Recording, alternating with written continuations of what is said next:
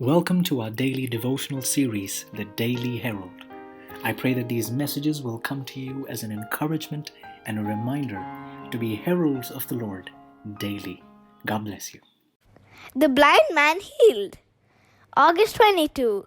Neither this man nor his parents sinned, but that the works of God should be revealed in him. John 9:3. And as Jesus passed by, he saw the man which was blind from his birth.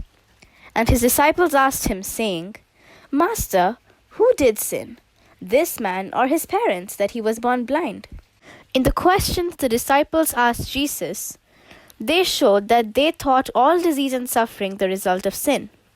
This is indeed truth, but Jesus showed that it was an error to suppose that everyone who was a great sufferer was also a great sinner.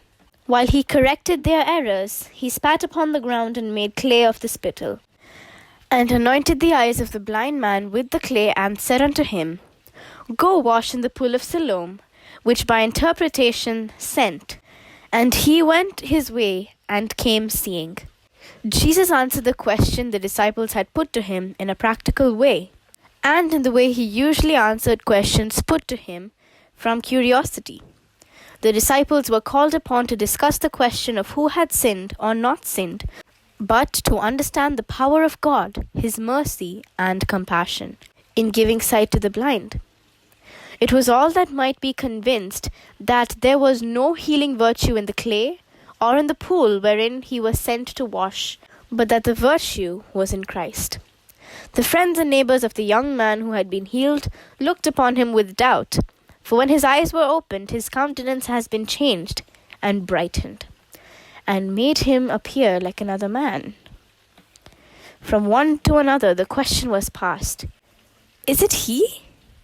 And some said, It is like him. But he who had received the great blessing settled the controversy by saying, I am he. He then told them of Jesus, and by what means Jesus had healed him. And they inquired, Where is he? He said, I know not. They brought to the Pharisees him that aforetime was blind. And it was the Sabbath day when Jesus made the clay and opened his eyes. Therefore, said some of the Pharisees, This man is not of God, because he keepeth not the Sabbath day. Others said, How can a man that is a sinner do such miracles? And there was a division among them. They knew not that it was he who made the Sabbath, who knew all its obligations, who had healed the man.